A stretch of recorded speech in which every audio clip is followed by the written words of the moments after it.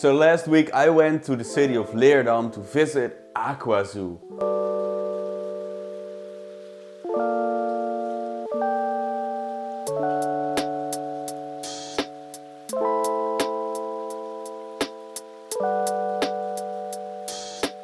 What a beautiful place. It's a little aquatic zoo, hence the name Aquazoo. They have about 40 different aquariums there, even a terrarium. And all of these setups are maintained by volunteers from a local aquarium group. And you can really sense that all of these tanks are maintained with a pure passion for the hobby. But if you want to get the full experience, I highly recommend you go visit them yourselves. And for this video I'm just gonna highlight a few of my favorite tanks there. They had a few saltwater aquariums, which are always beautiful. I'm not really that into salt water, but I think they're always looking very stunning, very beautiful. They had this big, giant yellow puffer in there. Really cool. I'm a big fan of puffers. But an aquarium that probably also has salt in them that was way more impressive to me was this one.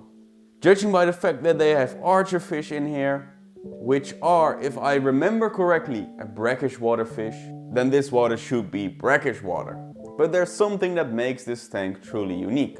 If you look at the waterline and then look a bit up, you can see mineral buildup. And this stuff usually happens right around the waterline, but the water is way down, which at first was a bit odd, but later when I came back to this tank, I noticed why there was a mineral buildup way higher than the water level. This tank is simulating the tides. The water level raises and drops throughout the day. That's really cool. That's such a cool mechanic. And you don't get to see something like that every day. So yeah, I thought that was really cool. Next up, another tank that I was naturally really driven towards was a river style setup.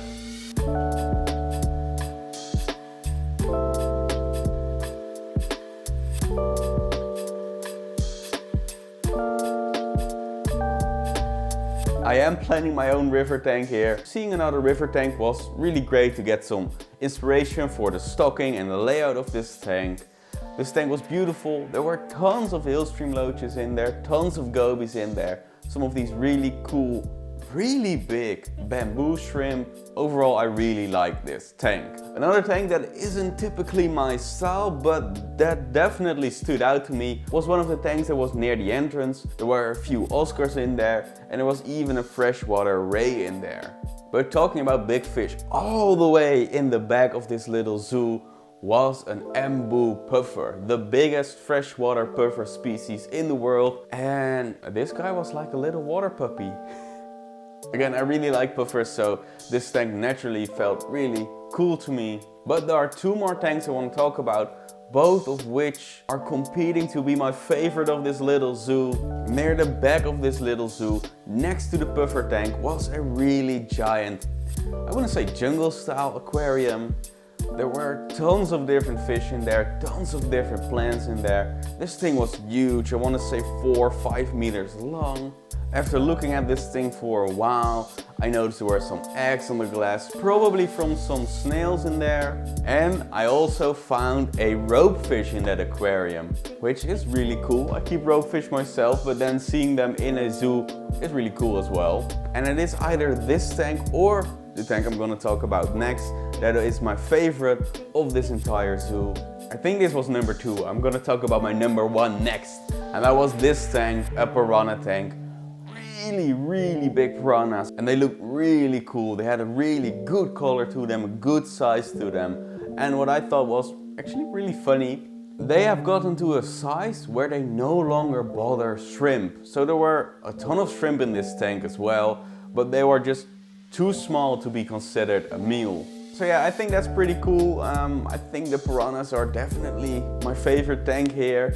I don't know what it is, I just have a sweet spot for piranhas.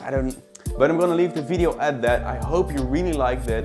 And if you want to see more of this little zoo, I leave a link to their website in the description so you can check it out yourself. It is in the Netherlands. So you either have to be living in the Netherlands or visiting the Netherlands. Either way, it's a really cool place to visit and I highly recommend it. Thanks for watching, Fern Family. I'll see you guys in another video. Thanks for watching.